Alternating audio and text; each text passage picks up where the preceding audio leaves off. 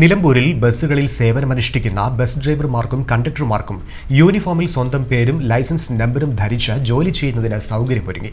Bus ജീവനക്കാർക്ക് name plate സൗജന്യമായി നൽകിയത് all Kerala bus operators organisation Nilambur taluk committee. 300ഓളം ജീവനക്കാർക്കാണ് ഒന്നാം ഘട്ടത്തിൽ വിതരണം നടത്തുന്നത്.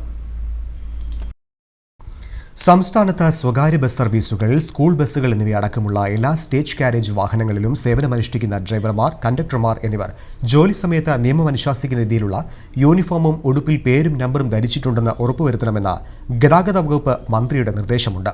ഇത് പരിശോധിച്ച് റിപ്പോർട്ട് സമർപ്പിക്കാൻ മോട്ടോർ വാഹന വകുപ്പ് ഉദ്യോഗസ്ഥരോട് മന്ത്രി ആവശ്യപ്പെടുകയും ചെയ്ത സാഹചര്യത്തിലാണ് സംഘടന ഇതിനായി മുന്നിട്ടിറങ്ങിയത്. ഓർഗനൈസേഷനിൽ അംഗമായ ബസ് ഉടമകളുടെ ബസ്സുകളിലെ ജോലി ചെയ്യുന്ന എല്ലാ ഡ്രൈവർമാർക്കും കണ്ടക്ടർമാർക്കും സൗജന്യമായി നിലമ്പൂരിൽ വെച്ചാണ് നെയിം പ്ലേറ്റുകൾ നൽകിയത്. വിതരണോദ്ഘാടനം Nilambur sub regional transport officer Dileep നിർവഹിച്ചു. ബസ് ഓപ്പറേറ്റേഴ്സ് ഓർഗനൈസേഷൻ ജില്ലാ പ്രസിഡന്റ് മുസ്തഫ കളത്തുംപടിയിൽ അധ്യക്ഷത വഹിച്ചു. അവരുടെ പേര് വിളിച്ചുകൊണ്ട് തന്നെ യാത്രക്കാർക്ക് അവർ സംസാരിക്കാൻ പറ്റുന്ന രീതിയിലൊക്കെയാണ് ഇന്ന് ഈ നെയിം പ്ലേറ്റ് കൊണ്ട് ഉപകാരമുണ്ടാകുന്നത്.